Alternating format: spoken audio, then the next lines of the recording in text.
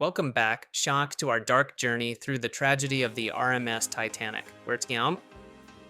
If you missed our first episode, Reich and I urge you to go back and listen, tie in as we laid the groundwork for understanding not just what happened on that fateful night of April 14th, 1912, but the deeper currents of hubris, negligence, and perhaps something even more disturbing, that led to the deaths of over 1,500 souls. Tonight, we delve into the aftermath, the survivors, the premonitions, and the questions that linger over a century later, like ghosts in the North Atlantic fog. The RMS Carpathia, having raced through the same treacherous ice field that claimed Titanic, Sacco arrived at the scene around 4 a.m. Captain Arthur Rostron had ordered his ship to maximum speed, a dangerous gamble that paid off. Every light on the Carpathia was lit. Extra lookouts strained their eyes for survivors. The ship's doctor prepared the dining rooms as makeshift hospitals, but what they found was far worse than they imagined. Have you ever wondered what 705 people who've just witnessed unimaginable horror look like? Huddled in lifeboats, many still in night clothes, some barefoot despite the freezing temperatures, all with the same haunted expression, what trauma psychologists now recognize as the 1,000-yard stare. As the sun rose on April 15th, it revealed a grim tableau. Lifeboats scattered across miles of ocean, and between them, hundreds of bodies floating in the water, frozen in their final moments. Many still wearing life jackets, arms extended upward as if reaching for salvation that never came.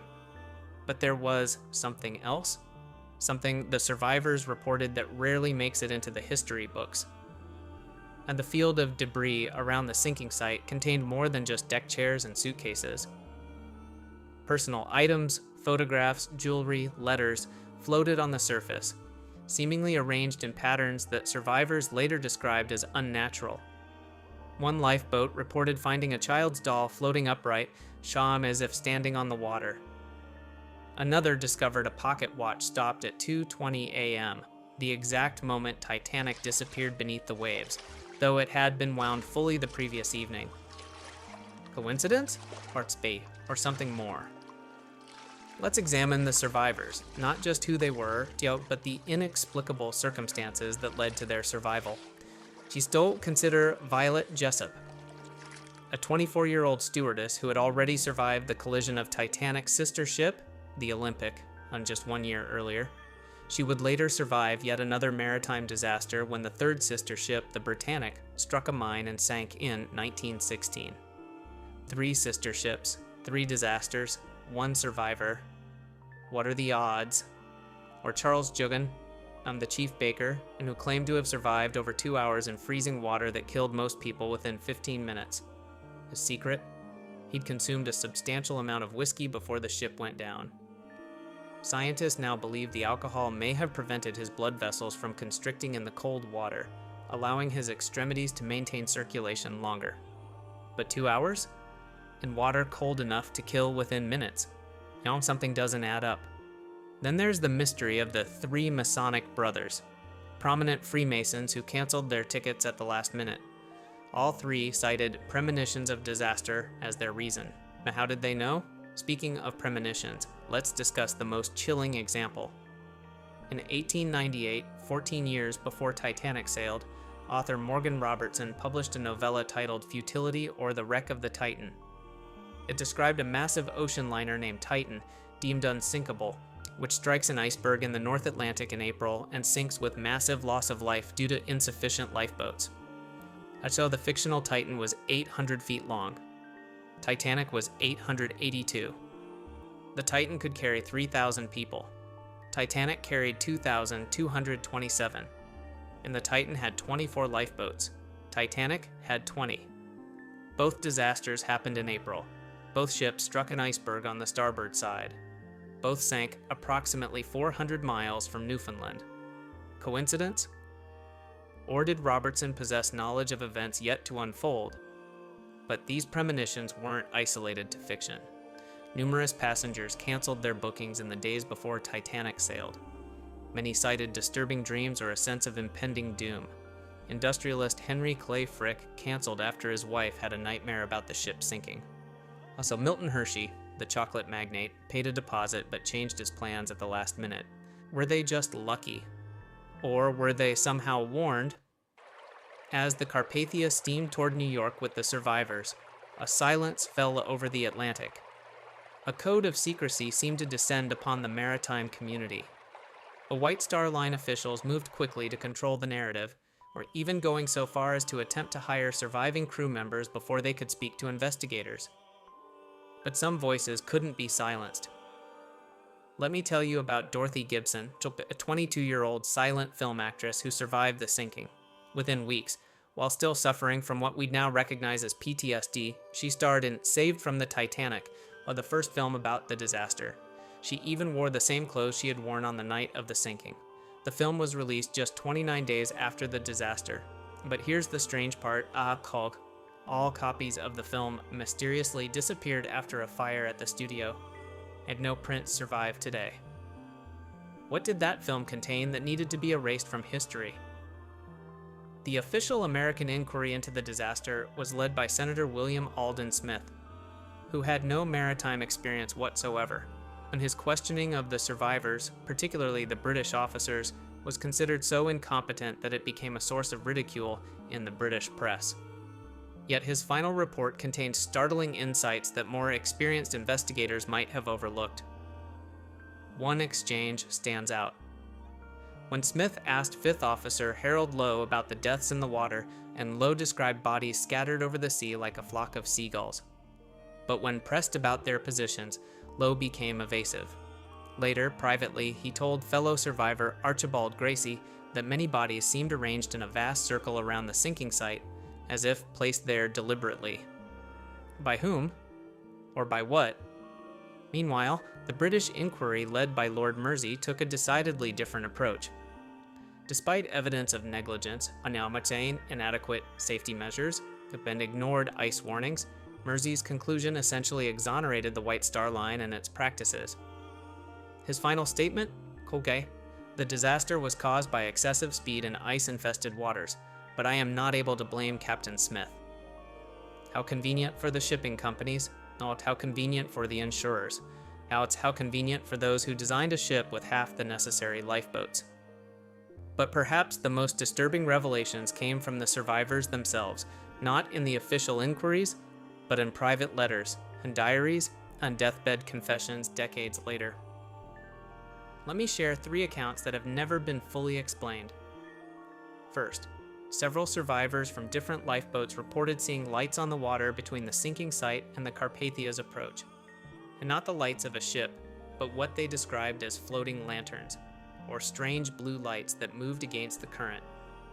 One survivor, Emily Ryerson, wrote in her private memoir that these lights seemed to be searching for something or someone specific. Second, at least 5 survivors, and including lookout Frederick Fleet, who first spotted the iceberg, claimed the ice that struck Titanic wasn't white like normal icebergs, but had a distinct blue-black coloration. Fleet's exact words in a 1934 interview, it wasn't natural ice, not the color, or not the shape. It was as if someone had placed it there, precisely in our path. Fleet committed suicide in 1965. Third, radio operators from at least 3 ships in the vicinity, the Carpathia, Rigi, the Frankfurt, and the Mount Temple, logged unusual wireless interference in the hours before and after the disaster. But not normal static, but what Frankfurt's operator described as patterned interruptions, and that's almost like a code, but none that I recognized, as these logs were mysteriously removed from official records within weeks of the sinking. And what were those lights? Why was the iceberg described as unnaturally colored? And what was transmitting those coded messages? Perhaps most disturbing is the fate of the survivors themselves. Of the 705 who lived through that night, many met tragic or unusual ends. Jack Thayer, who survived by jumping from the ship and climbing onto an overturned lifeboat, committed suicide in 1945 after his son was killed in World War II. In his suicide note, he made a cryptic reference to finally understanding what we saw that night. A lookout, Reginald Lee, who was with Frederick Fleet when they spotted the iceberg, died of pneumonia just weeks after the disaster, before he could testify at the British inquiry.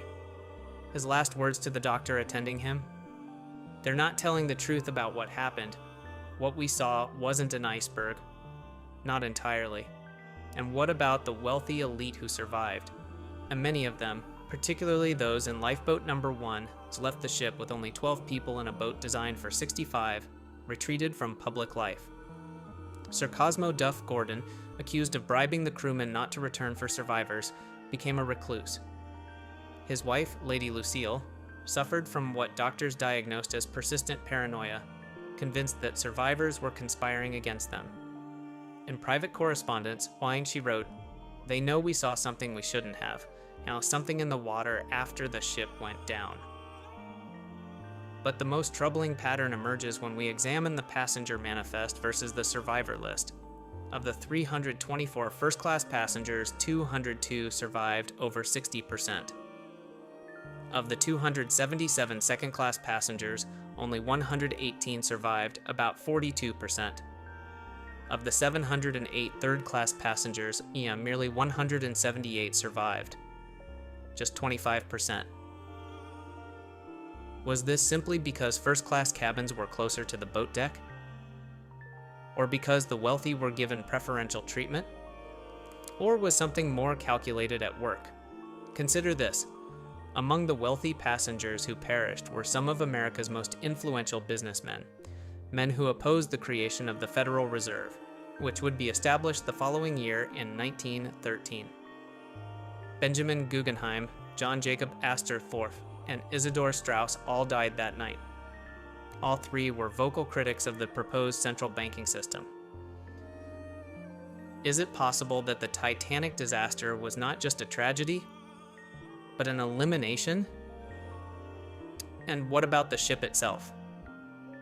Recent evidence suggests the Titanic may have been switched with its damaged sister ship, the Olympic, as part of an insurance scam. And the Olympic had been involved in a collision with the HMS Hawk in 1911 and was costly to repair. Some researchers claim photographic evidence shows subtle differences between the Titanic at its launch and the ship that eventually sank. It had different porthole configurations, different deck layouts. If true, this would mean the ship that sank was already damaged before it ever hit the iceberg. But we must go deeper still, according to the recovery efforts and the bodies retrieved from the Atlantic. At the Mackay Bennett, Shamwayobi, a cable-laying vessel, was dispatched to recover bodies. Of the more than 1,500 people who died, only 337 bodies were ever recovered. The crew of the Mackay Bennett reported something unusual. Many bodies showed signs of burns, not just from the boiler explosions as the ship sank, but what the ship's doctor described as unusual marks not consistent with any known maritime disaster. His logs were seized by White Star Line officials within days of the recovery efforts. And what of the wreckage itself? Discovered in 1985 by Robert Ballard, the Titanic sits 12,500 feet below the surface, broken in two, but Ballard's initial reports contained elements that were later omitted from official publications. He described anomalous structures around the debris field that didn't appear to be part of the ship's original construction. When questioned about these structures in a 1998 interview, Ballard became uncharacteristically evasive, stating only that some things are better left on the ocean floor. During subsequent expeditions to the wreck, researchers reported unusual equipment failures. Batteries drained inexplicably. Recording devices malfunctioned specifically when directed at certain parts of the debris field. And perhaps most unsettling, several researchers reported hearing sounds like voices through the hydrophones, despite being nearly 2.5 miles below the surface where no human could possibly survive. One researcher, Dr. Anatoly Segalovich, who visited the wreck in the Russian submersible Mir in 1998, was recorded saying, "There is something down there with the Titanic, something that doesn't want to be found." He refused all further interviews on the subject until his death in 2019. As we approach the end of our second episode, I want you to consider a question. What if the Titanic disaster wasn't just about an iceberg? What if it was something more complex, a perfect storm of human arrogance, technical failure, and perhaps forces beyond our understanding? The unsinkable ship that became the symbol of man's hubris also represents one of history's most enduring mysteries. The more we learn, the more questions emerge. The more we dig, the stranger the evidence becomes. And in our final episode, we'll explore the Titanic's legacy and the curse that seems to follow anyone who has pursued its secrets too aggressively. We'll examine the multiple expeditions to the wreck site that ended in disaster, the mysterious deaths of Titanic researchers, and the artifacts recovered that seem to defy